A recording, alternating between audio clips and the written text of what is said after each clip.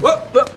Here I come. Oh, here I come. Recently, our location reporter Scott Miller had the chance to interview Cyberpunk Technoir's founder, Dr. Benjamin A.M. in Pioneertown, California. How did you meet Rick Dalton? So that's a really weird story. And I kind of knew who he was. Like, when I was a little kid, my dad would have, old cowboy movies on Sunday or Saturday, and I'd just be sitting there, like, that's an interesting thing. So I recognized his face from that once I saw him. So the story is, this was 2004. I was a grad student at the time in Israel, studying at University of Ben Gurion in Beersheba, Israel. Okay, yeah. And one of my professors comes up to me and goes, Benjamin, do you need to make some money because there's some VIPs coming from America, from Hollywood, and they want a tour guide, and I'm too busy to do it myself, and you speak Hebrew and Arabic, and you can make sure they're safe. I said, sure, whatever, make some extra bucks, taking some VIPs going around. So I meet Rick Dalton and his wife, Francesca. Now that's incredible, right there. And I recognized, he was a little older than I saw him on TV back in the day, but I recognized him, and I go, oh shit, I know who this guy is. No shit. He's that fucking cowboy and stuff. And, we're in Beersheba, there's not a lot in there, it's a desert town, so I took him to Abraham's Wells. That's what the town Beersheba is named after. Like Abraham's Wells. Abraham's Wells. 7 wells is what it's named after. And how did that go? I gotta know. It was freaking cool. So his wife was originally from Italy. I think she might still be alive. She was from Italy, and she was saying, "Oh, I love this place. This is, in her accent, this is just like home, and I love the trees. It needs more trees."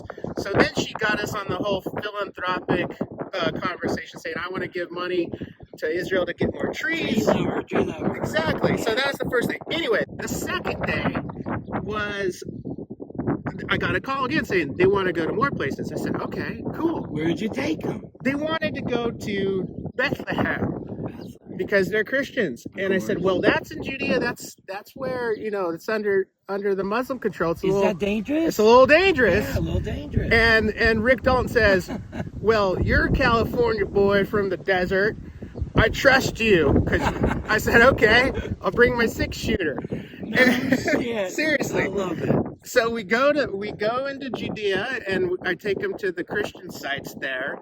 They loved it. They want to do a third day. They felt safe. They felt safe that second day. They want to do a third day. So the third day, I take them to Haifa, Akko, all the way up to the Lebanon border to Rosh Hashanah. So I took them all the way up there. By this point, they're saying, teach me some stuff in Hebrew, and like we're doing like little Hebrew lessons on the way, on the car ride, and all this stuff. I think I taught him A4 Sheotim, like where's the bathroom? I told him Kama Zeole, like how much does that cost? I could hear him even trying to do the accent. That's great. That's great. So we just had a great time. And I remember so it's a long drive back from the Lebanon border to the desert in Israel.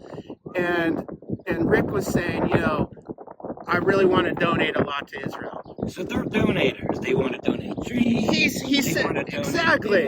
And he was saying he's a big Zionist and he wants to help the Jewish people. What should he give to us? So I said the JNF, the Jewish National Fund. Man with a heart. There we go. Right, exactly. And then the wife was saying, make sure the trees get made in there. I said JNF deals with that too. And then Rick said, well, I also got to give like half my money to the United Negroes College Fund. And I was like, that's interesting. That is very interesting. Tell me about this because I have to know. So he says, look, there's 2 famous people who succeeded from this fund. One is Spike Lee, and I fucking hate the guy. And I was like, dude, Spike Lee.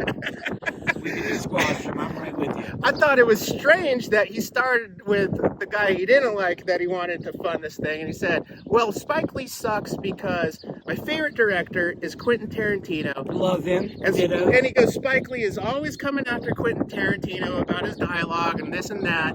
And then he goes, but I love Samuel L. Jackson. He's also a recipient of this fund, and that's Tarantino's greatest, actor that he puts in all of his movies. And so Rick Dalton says, that's it. I got it now. Thank you, Benjamin, for helping me figure this out. I'm going to give half my money to the Jewish National Fund and the other half to the United Negroes College Fund. And You know, that's one of the biggest memories I have of that That's whole endeavor. fantastic. You're not only driving them around, but your decision making to decide. That's great. That's great. I love it. So in the end, how really was it? I mean, I think it's one of those things that at the time I didn't realize how special it was. Right. But 20 years later, it's been about 20 years now.